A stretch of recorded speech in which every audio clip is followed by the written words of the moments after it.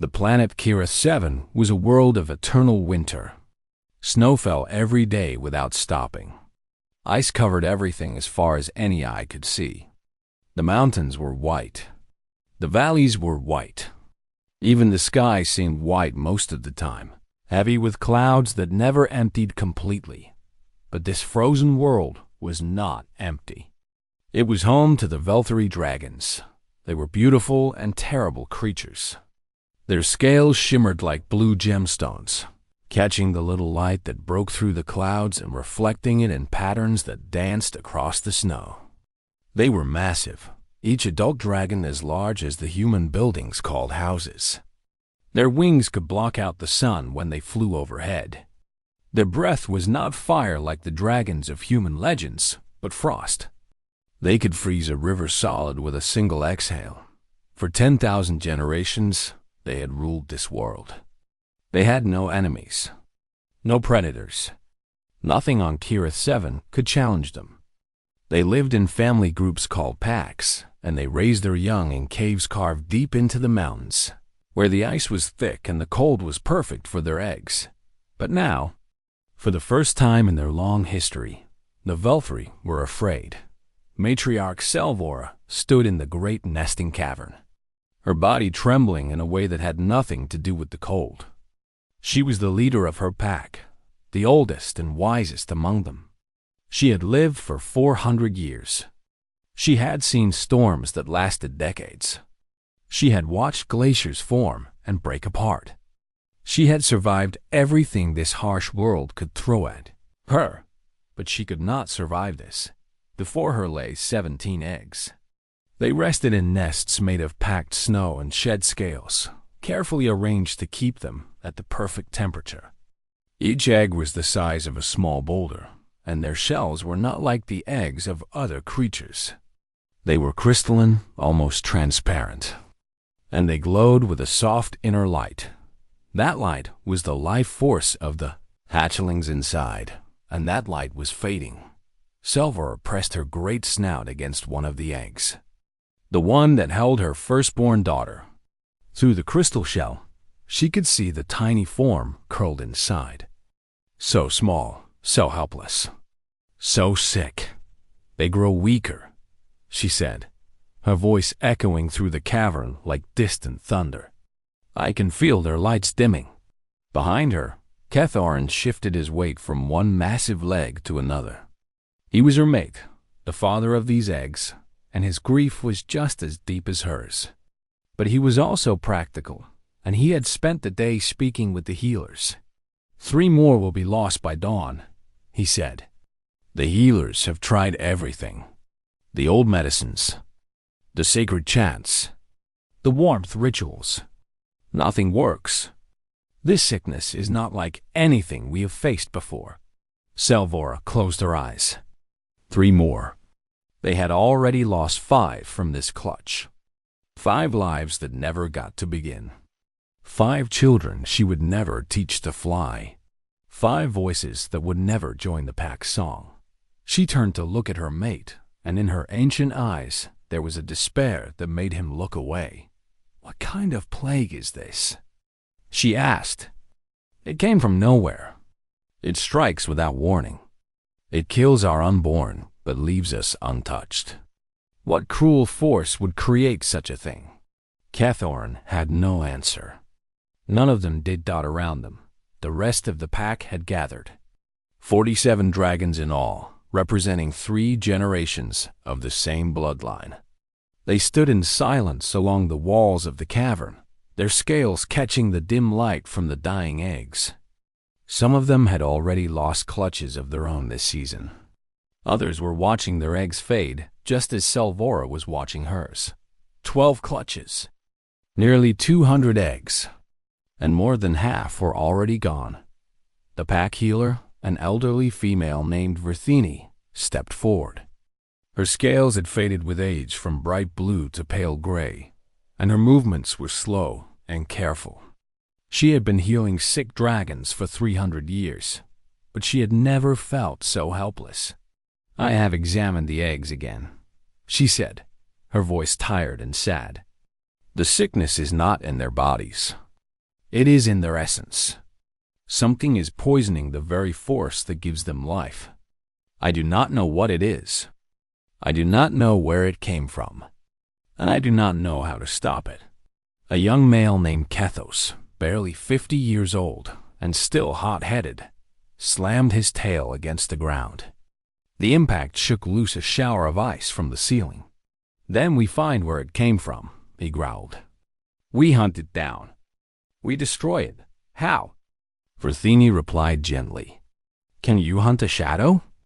Can you destroy wind? This plague has no form, no body, no heart to stop. It simply is. Then we leave, another dragon suggested. We fly to another land. We find a place where the sickness has not reached. Selvora shook her head. The scouts have returned from every direction. The sickness is everywhere. Every pack they found is suffering the same fate. There is nowhere to run. Silence fell over the cavern again. The only sound was the soft, steady breathing of 47 dragons and the barely audible pulse of the dying eggs. Selvora raised her head toward the ceiling of the cavern, toward the stone that separated them from the sky and the stars and whatever cruel universe had sent this plague to destroy them. And she began to sing. It was a morning song, one that had not been sung in 1,000 years. It was the song the dragons sang when all hope was lost, when there was nothing left to do but grieve. Her voice rose and fell in patterns that humans would find haunting and strange. It had no words, only sounds that carried the weight of her sorrow, her fear, her love for the children she was losing. One by one, the other dragons joined her. Ketharn added his deep rumble to her melody. Verthini's aged voice wove through the harmony. Even young Kethos, despite his anger, could not resist the pull of the ancient song. 40-7 voices rose together, filling the cavern, echoing up through the mountain, bursting out into the eternal blizzard above and across the frozen wastes of Kirith 7. Other packs heard the song and understood. They added their own voices. Mountains away, the morning spread from pack to pack until the entire continent was singing. It was the sound of a species saying goodbye to its future. None of them noticed the streak of fire that cut across the sky that night. None of them saw the small vessel fighting against the wind and snow as it descended toward the surface. None of them knew that somewhere in that vast white emptiness, something new had arrived. Something small, something fragile, something that would change everything. But that part of the story was still to come. For now, there was only the song and the snow and the slow dimming of lights that should have burned bright for centuries. For 3 days, Caroline did not sleep. She set up her portable laboratory beside the dying eggs, spreading her equipment across the frozen floor in a pattern that made sense only to her. The dragons watched every movement she made, trying to understand the strange devices and glowing screens that seemed so primitive compared to their own ancient wisdom, yet clearly held knowledge they did not possess. The first step was diagnosis. Caroline attached tiny sensors to each of the 17 eggs, reading the life signs of the hatchlings inside. The data confirmed what she had feared. The blight had taken hold deeply. The hatchlings were fading, their life essence being slowly drained away by the invisible pathogen. How long do they have? Selvora asked, standing close enough that her breath created frost patterns on Caroline's equipment. Without treatment, maybe 3 more days for the weakest ones. A week for the strongest. Caroline kept her voice steady, even though her heart ached at the words. The treatment needs to work quickly. She prepared the first dose carefully. The compound was a complex mixture of organic molecules and synthetic proteins, designed to bond with the blight pathogen and neutralize its ability to drain life essence. In laboratory conditions, it had shown promising results. In the field, under the pressure of a dying species watching her every move, she could only hope it would perform the same way. The injection process required precision. Each egg had a Wisman van natural weak point in its crystalline shell, a place where nutrients from the outside could pass through to the hatchling inside.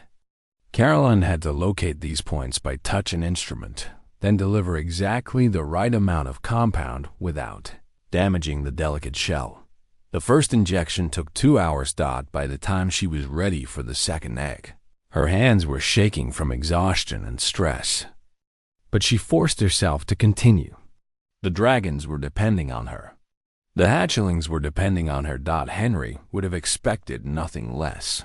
On the second day, the pack's dynamics began to change. At first, the dragons had watched her with suspicion, keeping their distance, ready to strike if she made any move that seemed threatening.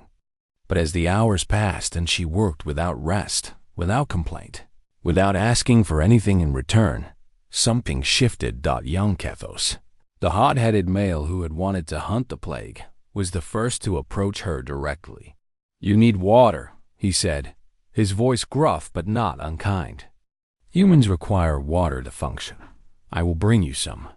Before Caroline could respond, he was gone, returning minutes later with a chunk of ice that had been carefully melted in his frostfire breath. The resulting water was cold enough to make her teeth ache, but it was clean and pure. "Thank you," she said, genuinely surprised. Kethos nodded stiffly and retreated to his place along the wall. But Caroline noticed that his posture had changed.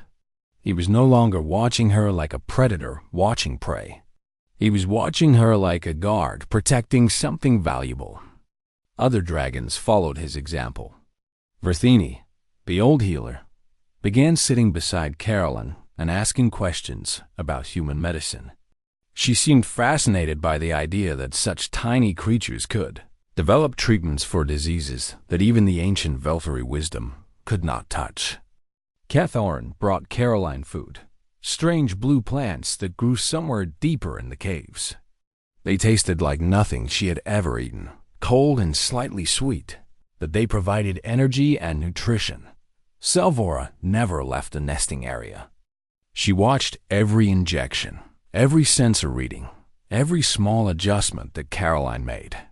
And sometimes, when Caroline looked up from her work, she caught the matriarch looking at her with something that might have been respect. On the second night, disaster almost struck. Caroline was injecting the 14th egg when her hands finally betrayed her. She had been awake for over 50 hours. Her vision was blurring. Her muscles were cramping. And as she pushed the needle into the delicate weak point of the shell, her hand slipped. The needle scratched the surface of the crystalline shell, creating a tiny crack. Caroline's heart stopped.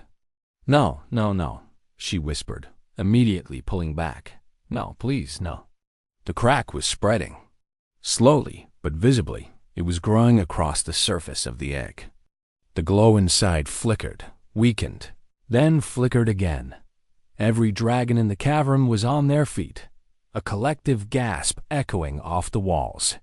Selvora moved forward, her eyes fixed on the damaged egg. "What have you done?" Cathoran demanded, his voice thundering through the space. "It is too early," Caroline said, her voice breaking. "The hatchling is not ready. If the egg breaks now, it will not survive." But even as she spoke, she was moving. Her exhausted brain was racing through everything she knew about the treatment. About dragon physiology, about the desperate science she had developed across years of failure and loss. She grabbed another vial from her kit, a concentrated dose. Dangerous in normal circumstances, but these were not normal circumstances. "This might kill the hatchling," she said, already preparing the injection. "But if I do nothing, the hatchling will definitely die. I have to try." "Do it," Selvora said immediately. Caroline injected the concentrated compound directly through the crack in the shell. She could see the hatchling inside now, a tiny form no bigger than a human child, its scales still soft and pale. It twitched when the compound entered its system, and then the crack stopped spreading. The glow inside the egg, instead of fading, began to pulse stronger. The tiny form inside moved, stretching, flexing muscles that had been weak moments before. The shell cracked again, and again, and suddenly a small head was pushing through the opening. The hatchling was emerging. 2 days early, with compounds still flowing through its system. It should have been impossible. The tiny dragon took its first breath and released a cry. It was high and thin and beautiful, the sound of a life beginning against all odds. The cavern erupted. Dragons roared and sang and wept. Cathoran pressed his great head against the broken shell, tears freezing on his scales. Salvora made a sound that Caroline had never heard before, a rumble that seemed to come from somewhere deep within her ancient soul. The hatchling looked around with eyes that were too new to focus properly. It did not understand why all these giants were making so much noise. It only knew that it was cold and hungry and very confused. Rethini rushed forward to examine the newborn. Her old eyes were wide with amazement. "It is healthy," she announced, her voice cracking with emotion. "The hatchling is healthy. The sickness is gone from its body." Caroline collapsed against one of the other eggs, her legs finally giving out. She was laughing and crying at the same time, her body shaking with exhaustion and relief. "It worked," she whispered. "Henry, it worked." But there was no time to rest. Around her, the other eggs were changing. The compound she had injected was taking effect. The glows inside the shells were growing brighter. The hatchlings were moving more, gaining strength.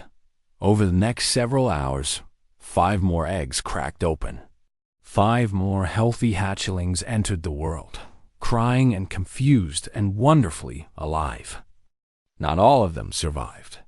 Despite everything Caroline did, despite the treatment and the concentrated doses and the desperate measures, 6 of the 17 eggs went dark.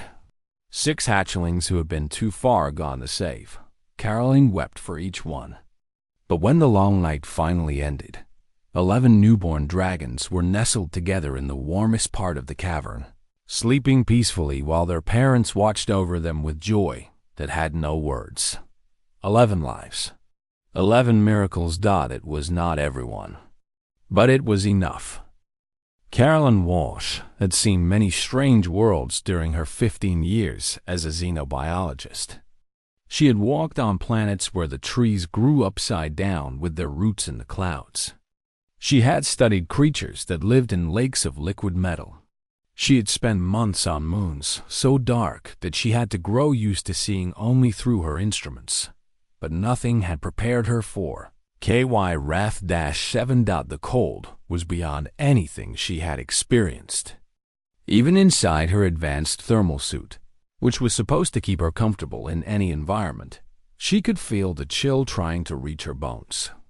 The wind screamed around her like a living thing, throwing snow into her face shield so thick that she could barely see her own hands in front of her. She pushed forward. 1 step at a time, her ship had landed 3 miles back, in a small valley that offered some protection from the worst of the wind. The vessel was damaged but functional. It would fly again when she was ready to leave. But first, she had to find the crashed survey probe that had sent the distress signal. That probe had been part of a larger mission to map unexplored worlds on the edge of known space. When it had stopped transmitting, Caroline had been the closest researcher. Finding crashed equipment was not usually her job, but she was curious. The probe's last transmission had included strange readings that she could not explain. Now, as she struggled through the blizzard, her own instruments were showing her things that made the probe's data seem ordinary by comparison. She stopped walking and looked at her scanner again, wiping snow from the display. Massive life signs. The screen showed dozens of them, clustered together in what appeared to be a cave system in the mountain ahead. Each signature was larger than any animal she had ever documented. Whatever lived in those caves was enormous. But that was not what made her heart beat faster. There was another reading. a biochemical signature in the atmosphere. Traces of something that Caroline knew all too well: the stellar blight. She stood frozen for a moment, and the cold had nothing to do with it. The stellar blight was the reason Caroline had left Earth and spent the last 7 years on the frontier of space. It was a plague unlike any other, a pathogen that traveled on solar winds and devastated ecosystems across the galaxy.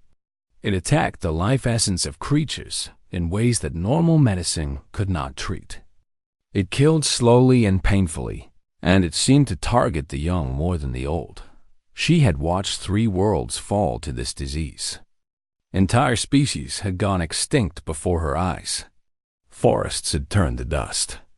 Oceans had become graveyards, and she had spent years developing a treatment.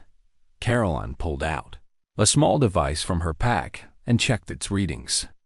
The treatment compound was still stable, still viable despite the cold. She had brought it with her everywhere she went, just in case.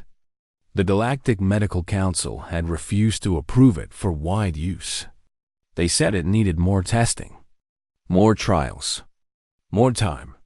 But the species dying from the blight did not have more time. Caroline put the device away and started walking again, faster now. The life signs on her scanner were large, but they were also weak. Something was wrong with whatever lived in those caves. Something was hurting them, and she had a terrible feeling that she knew what it was. The entrance to the cave appeared suddenly through the snow. One moment there was only white in every direction. The next, there was a massive dark opening in the side of the mountain, easily large enough for a starship to fly through. The rock around the entrance was carved with patterns that her translator could not read, but that clearly showed intelligence. Whatever lived here was not a simple animal. Caroline hesitated at the entrance. She was one small human. She had no weapons except for a utility knife. If the creatures inside decided she was a threat, she would have no way to defend herself. But she had not become a xenobiologist because she played it safe. And she had not spent 7 years chasing the blight because she was willing to watch from a distance. She stepped into the cave. The wind stopped immediately. The silence was so sudden that her ears rang with it. The tunnel ahead was dimly lit by some kind of bioluminescent moss that grew on the walls, casting everything in a soft blue glow. She followed the tunnel deeper into the mountain. The warmth surprised her. Not warmth like a summer day, but warmth compared to the killing cold outside. The temperature inside the cave was still far below freezing, but it was stable, controlled. This was not a natural cave. It was a home. The first dragon appeared without warning. One moment Caroline was alone in the tunnel. The next, a shape was materializing out of the shadows ahead of her. It was huge, at least 50 feet long from snout to tail.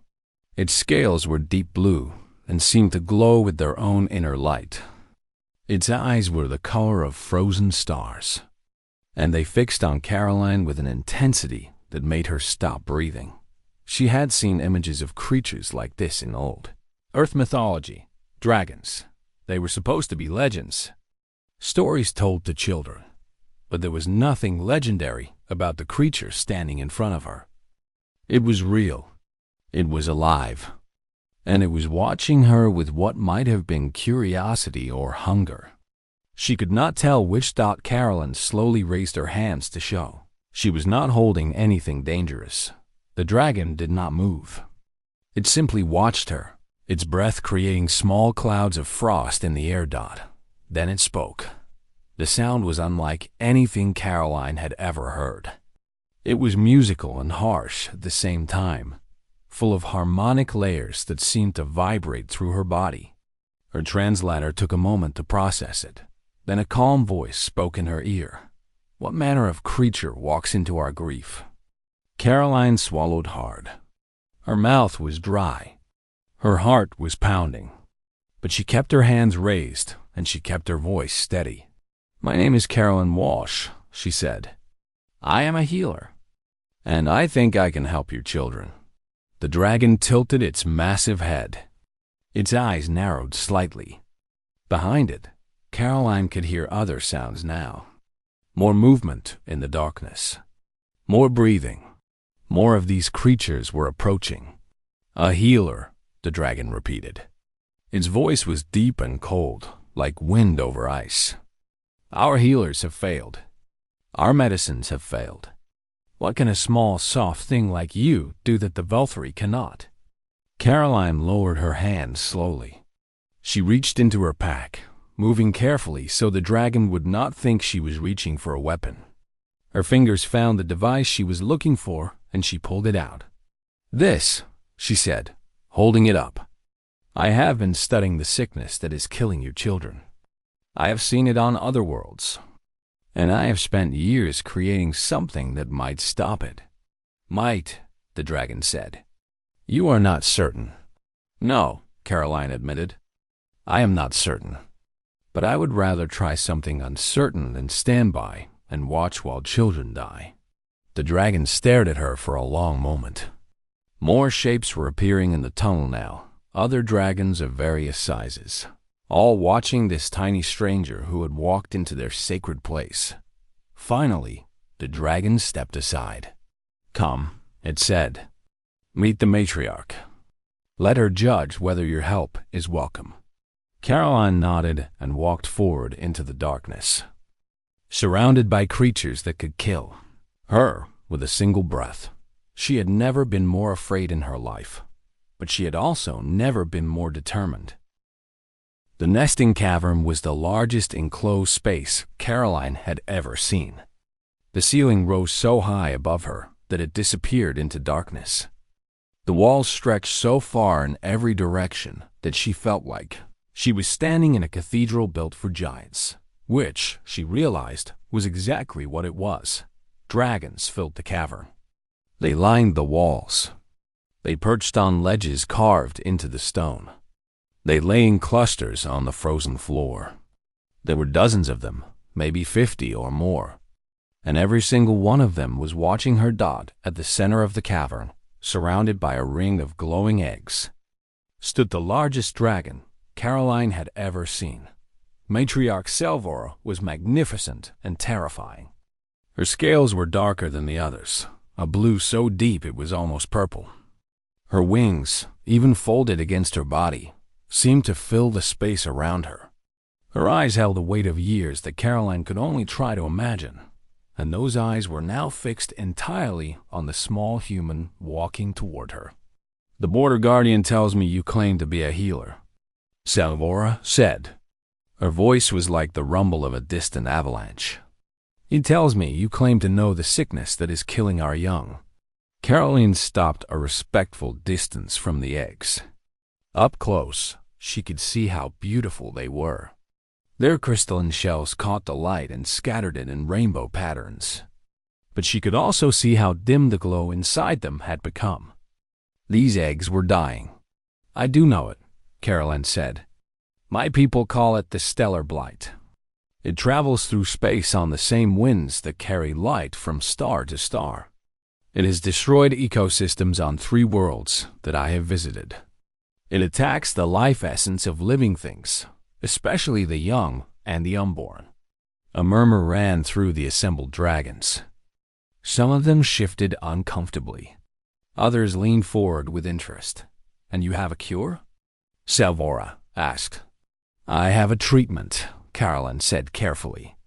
"A compound that I developed after years of research. It is not proven. The authorities of my people would not allow me to use it widely because they said it needed more testing.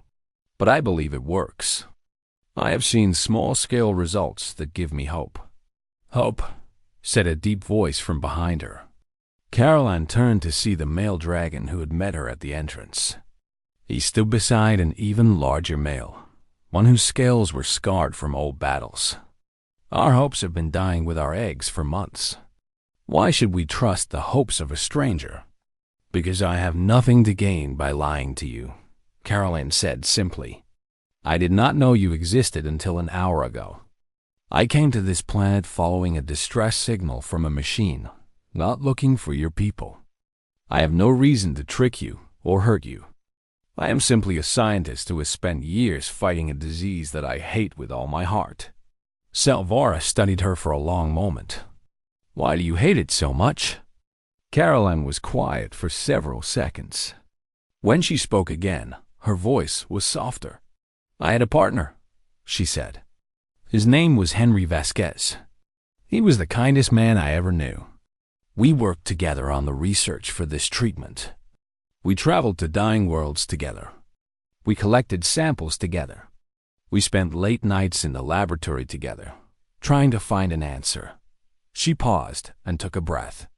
On a world called Tyrannosaur, there was a species of small creatures. Gentle things. They cared for their young in family groups, much like your pack. The blight was killing their babies. Henry could not stand to just observe. He went into the infected area without proper protection, trying to save the young ones that were still alive. The cavern was completely silent now. Even the dragons who had been hostile seemed to be listening. He saved 11 of them, Caroline continued. Carried them out one by one. But the exposure was too much. The blight entered his system. By the time I reached him, it was too late. He died 3 days later. She looked up at Salvora, and there were tears in her eyes that she did not try to hide. I finished our research because he could not. I created this treatment because he believed it was possible. And I carry it with me everywhere I go, because I swore on his memory that I would use it to save lives whenever I had the chance. Salvora lowered her great head until one eye was level with Caroline. This close, Caroline could see the depth of age in that eye and the depth of pain. You understand loss, the matriarch said quietly. I can see it in you. Smell it on your grief. Yes, Caroline whispered. I understand loss. Another dragon stepped forward. It was the old female with faded scales. The one Caroline would later learn was called Verthini. She moved slowly, carefully, and her voice was gentle. If your treatment fails, she said, what then? What if it makes our hatchlings worse? What if it kills them faster? Then I will accept whatever punishment your people decide is appropriate, Caroline said, without hesitation. You can freeze me. You can eat me. You can do whatever justice requires. I will not run. I will not fight. You would die for our children? Verthini asked, genuine surprise in her voice. You do not even know us. Caroline looked around the cavern, at all the massive creatures watching her, at all the dying eggs glowing dimly in their nests, at all the grief written on faces that were so different from human faces, yet somehow expressed the same emotions. I became a healer to save lives, she said. Not human lives specifically. All lives. Every life is precious. Every child deserves a chance to grow and learn and become whatever it was meant to become. Your children are not my children, but they are still children. And I will not stand by and watch them die when there is something I might be able to do. Silence fell over the cavern again.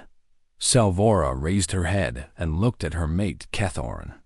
He had been quiet throughout the conversation, watching and listening. Now he nodded slowly. Salvora turned back to Caroline. Very well, human healer, she said. Show us what your kind can do. But know this, if you fail, you will not leave this cavern alive. Not because we are cruel, but because we cannot allow word of our weakness to spread. We are the last of our kind on this continent. If others knew how vulnerable we have become, they might come to finish what the plague started. Caroline nodded. I understand. Then begin. Caroline walked toward the eggs, already pulling equipment from her pack. Around her, 47 dragons watched in silence. Some with hope, some with suspicion, all with desperation. The fate of an entire species now rested in her small, fragile hands. She only hoped they would be strong enough. 6 months had passed since the Night of Miracles. The frozen world of Karath 7 had not changed. The snow still fell without stopping. The ice still covered everything. The wind still howled across the endless white expanses. But something was different now. Something had shifted in the eternal winter. The dragons were singing again. Not mourning songs. Not the terrible laments that had echoed across the continent when the blight was killing their young. These were different songs. Songs of joy. Songs of hope. Songs that told a story the Volturi had never expected to tell. The story of the small creature who walked out of the storm. Caroline stood at the mouth of the great nesting cavern, wrapped in furs that the dragons had helped her make from the pelts of the massive snow beasts that roamed the glaciers. The furs were warm enough to let her survive outside her thermal suit, and she had grown used to the weight of them on her shoulders. She had grown used to many things in 6 months. Behind her, in the warmth of the cavern, 11 young dragons were causing trouble. They had grown fast, as dragon children do. Their scales had darkened from newborn pale to brilliant blue. Their wings had unfolded and strengthened. Their frostfire breath was developing nicely, much to the annoyance of the adults, who kept having to thaw frozen water supplies. But they were healthy. They were strong. They were alive, and they were not the only ones.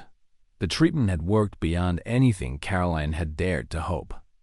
After saving the eggs in Salvora's clutch, she had shared the compound with Verthini and taught the old healer how to create more using materials found on the planet itself.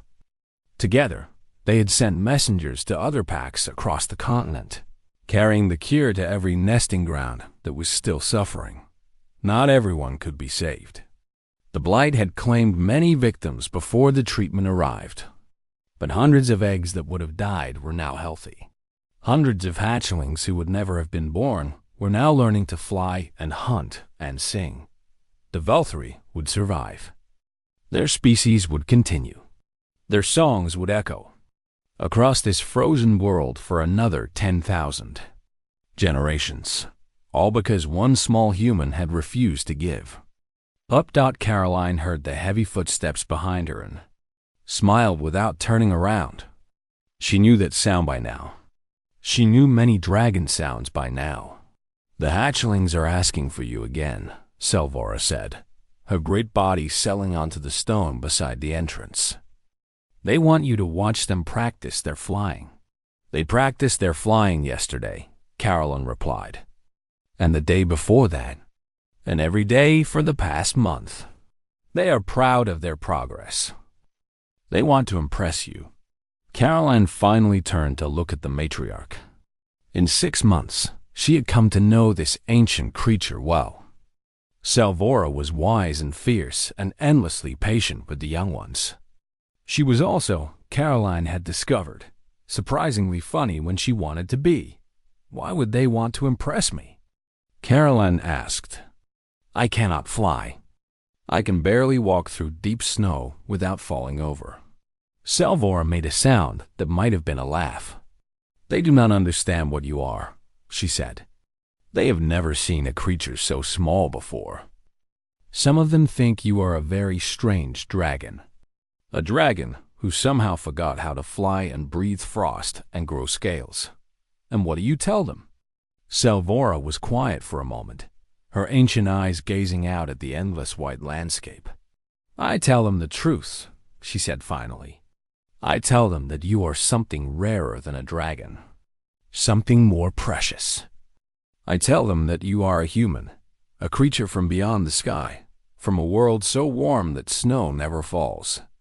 That must seem very strange to them. It does. It does. They cannot imagine such a place." Salvora turned her head to look at Caroline directly. "But I also tell them that you are the one who saved them. That when their people were dying and their elders had lost hope, a stranger appeared in the storm and chose to fight for them. I tell them that you risked your life for children who were not your own, for a species you had never met, for a world you had no reason to care about." Caroline felt her eyes grow wet. Even after 6 months, The weight of what had happened still caught her off guard sometimes. Henry would have done the same thing, she said softly. He always said that the best thing about humanity was not our technology or our ships or our great cities. It was that we could not stop ourselves from caring about things that had nothing to do with us. He said that our empathy was our greatest gift. Then your Henry was wise, Selvora said. And I am sorry I will never meet him. So am I. They sat in comfortable silence for a while, watching the snowfall and the aurora dance across the sky. In the distance, Caroline could hear the young dragons playing, their high cries mixing with the deeper calls of the adults watching over them. What will you do now? Selvora asked eventually. Your ship is repaired. You could leave. Return to your people. Tell them what you found here. Caroline had thought about this many times over the past months. She had contacted her research institution and sent them all the data about the treatment. She had filed reports with the Galactic Medical Council, providing proof that her compound worked. She had done everything that her duties as a scientist required, but she had not left. I sent a message to the council last week, she said. I told them I was taking an extended leave of absence. I said I had found something worth staying for. Selvora tilted her great head. And what did you find? A family, Caroline said simply. I found a family. Before Selvora could respond, a commotion erupted behind them. Young voices were calling out, and the heavy sound of running feet was getting closer. Caroline, watch this. Watch what we can do. 3 young dragons burst out of the cavern and launched themselves into the air. Their wings beat clumsily at first, but then they found their rhythm and began to soar. They rose higher and higher, circling above the 2 figures at the cave entrance, crying out with joy at their own accomplishment. One of them, a male named Korath, who had been the first to hatch that terrible night, dipped down close enough that his wingtip almost brushed Caroline's head. Did you see? Did you see how high I went? Caroline laughed and waved at him. I saw. You are getting very good. The hatchlings soared away again, chasing each other across the sky, playing games that dragon children had played for thousands of generations. Selvora watched them go with something that looked very much like a smile. They love you, she said. All of them. The young ones and the old ones. You are part of this pack now, Caroline Walsh. You will always have a home here, for as long as you want it. Thank you, Caroline whispered. That means more than I can say. There is one more thing. Selvora rose to her full height and spread her magnificent wings. We have composed a new song. A song about you. It will be taught to every hatchling in every pack across this world. It will be sung for as long as the Velthari exist. A song about me? Yes. Would you like to hear it? Caroline nodded, unable to speak past the lump in her throat. Selvora raised her head to the sky and began to sing. The melody was unlike anything Caroline had heard before. It was not mournful or joyful or triumphant. It was all of those things and none of them. It was simply beautiful. A pattern of sounds that seemed to capture everything that had happened over the past 6 months. Everything that had been lost and everything that had been saved. Other voices joined in. Dragons emerged from the cavern, adding their harmonies.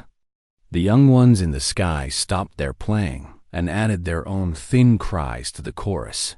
And Caroline Walsh, the small strange creature who had walked out of a blizzard and saved a species, stood in the snow and listened to the song that would carry her name into eternity. The song had a title, Selvora had told her. The translation was rough, because dragon concepts did not always fit neatly into human words, but roughly translated.